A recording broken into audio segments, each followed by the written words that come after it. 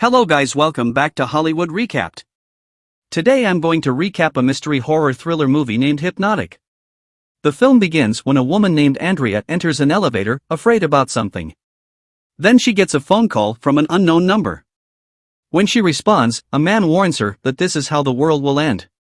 A high-pitched sound suddenly fills her mind, as the elevator walls press in on her, pressing her. Jenn is a jobless software engineer who recently ended her long-term relationship with Brian and is feeling miserable in life. She attends to her friend Gina's homecoming party. Gina informs her that Brian is present at the party. Inside, the two recognize one another and Gina's husband says sorry for not knowing Jenn was coming. Jenn then brings Jenn to her psychiatrist, Dr. Collin Meade, a handsome man with bright blue eyes. Jenn forbids Brian from eating some goodies during dinner because she knows they contain sesame and Brian is allergic to it. Jenn is somewhat drunken after the party when Collin approaches her and leaves his credentials in chance she is willing in a session. Brian tells Jenn that he wonders about her all the moment and misses her as she waits for her Uber. He wants to drive her home, but she believes it is a horrible idea. It was discovered in the morning that they had slept together that night. Jenn sees Gina at a coffee shop and informs her all the details of her dream. Jenn is simply dissatisfied with her life, and Gina advises a visit to Dr. Collin. Jenn chooses to only attend one session. As she arrives at his office, Collin is delighted that Jenn has chosen to come in for treatment. Jenn informs him regarding her issues, and Collin explains her that unhealthy behaviors are the result of larger problems, and there is always a core reason for it. Jenn states she was satisfied with Brian until she miscarried, after which she couldn't pull her life together and ended her relationship to him. After some thinking, Collin suggests hypnosis as a great treatment option for those who have endured trauma. Jenn pauses for a moment, but when Collin questions what she desires in life, she answers that she simply deserves to be happy. He then comes in closer and asks if she's willing to let him help her. She starts the hypnosis by focusing on the flickering light. Collin's soothing remarks help her unwind and envision a forest surrounded with chirping birds. She awakens with the room illuminated and no recall of the preceding hour's events. Collin congratulates her on her effort. Jenn has a position at a famous firm 3 months later. She informs Gina that she sees Collin every week and that she has been doing better now. She has a sexual dream with Collin one day, which drives her to wake up perplexed. She then decides not to attend her hypnotherapy treatments because it has become embarrassing. One day, when Jenn bumps into Collin in a mall, he notices that they haven't seen one another in weeks and wonders if she is ignoring him. She brushes off as being too busy, and he invites her out for coffee. They have a wonderful chat, and Jenn informs him about her recent activities. When she detects Collin's lack of self-expression, he opens up regarding his life and mentions a woman named Amy, who indeed he adored, and he claims that Amy's habits are much similar to hers. Collin suggests that Jenn welcome Brian to her home to talk about everything that happened, claiming that it will make the two of them feel a lot better. Brian texts her in the parking lot to say he'll be at her house for dinner. Then she receives a phone call from an unknown number. Something unexpected happens to her when she responds. She comes to at her house while eating at the table. She hears a disturbance coming from the bathroom and notices Brian choking, realizing he must have eaten something containing sesame. She administers his stimulant and summons an ambulance. They travel to the hospital, where the doctors declare he will be fine. Gina consoles her by telling her it's not her fault. Jenn is concerned since she can't recall anything. Jenn chooses to return to Collin for yet another session. She informs him about her inability to remember anything and how she feels responsible for Brian's hospitalization. She claims that what occurred to her resembled the hypnosis he had been conducting on her. Jenn has another sex dream involving herself and Collin later that night. When she gets up to fetch a glass of water, she uncovers a receipt from her last shopping visit and notices sesame oil on it. She instantly recalls answering a phone call from an unknown number in the parking area. Jennifer, carry the fire, says the man on the other end of the line. She then recalls all of the lost time, including her putting sesame oil to Brian's salad. Jenn becomes skeptical of Collin and starts to investigate further to learn who he is as well as what hypnosis is intended for. She discovers that some other patient, Andrea, has obtained a protection order against the psychologist. She informs Gina about it, but Gina dismisses it. Jenn then informs her that Andrea died of a heart attack 3 days after seeking a restraining order against Collins. Gina ultimately trusts Jenn after she gives her the receipt, and they realize that the walls crushing in on her were entirely within her mind, and it started directly after only a phone call from an unknown number. Wade suggests that the two women seek out a new therapist. Gina reveals to being hypnotized in order to conquer her spider phobia. Jenn, after splitting up with Gina, calls Collin for a consultation and decides to record their discussion. She asks him to assist her with hypnotherapy so she may forget about Brian being admitted to the hospital. Collin agrees, but he has a hunch that something isn't quite right. Meanwhile, Detective Wade is restless and begins to check through all of the hypnosis offenses in the precinct and notices a pattern. All of the ladies who filed charges against Collin have a striking resemblance. Jenn listens to the tape after her session only to find that Collin immediately discovered that he was recorded and that Jenn and Gina know the whole truth about him. It's strange that he ended up by calling her my love.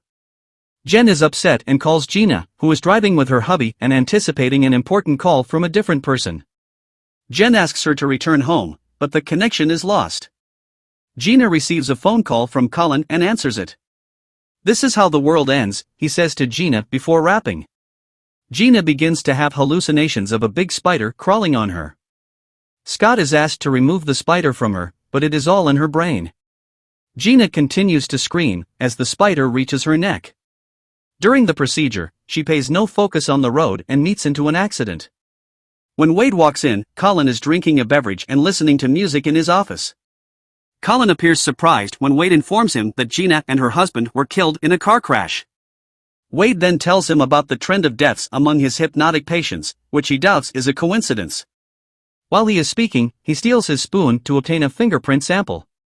Later, Jenn informs Wade of the record, and he advises her to remain quiet until he obtains additional information. Wade bids goodbye and promises to call her in the morning. A knock comes at the door a few soon afterward. Wade leaves. Jenn unlocks the door, thinking Wade has forgotten something, and finds out Collin there. She attempts to shut the door, but he yanks it open violently. He shouts at her to stop as she tries to flee, and she freezes, unable to move. Collin says her that all he needs to do is speak to her. He informs her that Gina and Brian were getting in the way of his plans, and that it is now on to Wade to be managed of. He tells her he'll see her again and instructs her to relax.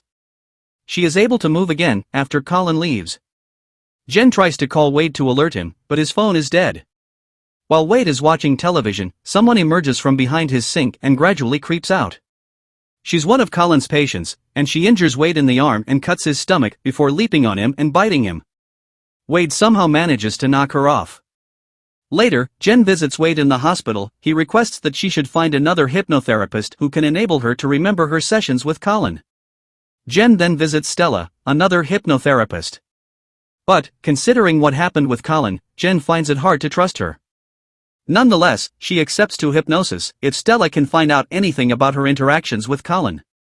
When the session begins, Jenn had a seizure while looking at a house when Collin is handing her a bracelet. When Stella retrieves her, she tells Jenn that Collin has put a safeguard in place so that no one can enter her memories. She suggests that she plan a countering trigger within herself that will enable her resist Collin's power over her. Jenn looks for the house address she remembered and comes across some CIA files with details on patients who were implanted with false memories during hypnosis. She goes to the Sullivan residence, which appears deserted. Inside, she notices a photograph of Collin and his late wife Amy, who resembles her.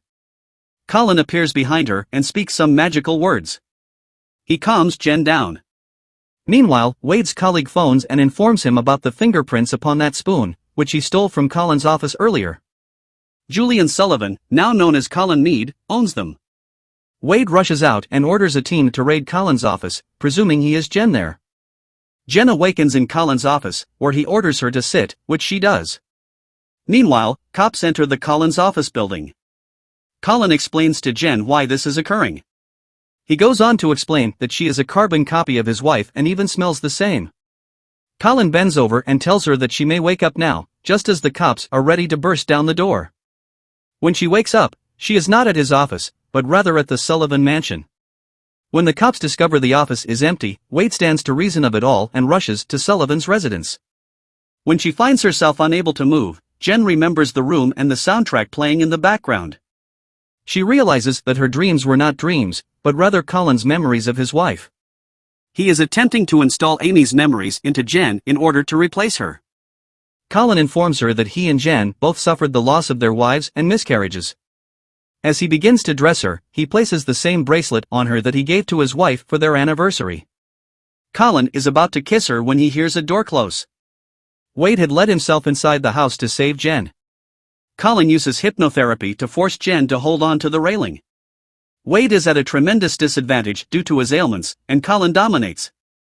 Wade enters a room with a soft glow from a projector and sees an apparition of Collin and attempts but fails to shoot him. Jenn attempts and succeeds in letting go of the railing. Collin uses a crowbar to assault Wade from the behind, knocking him unconscious.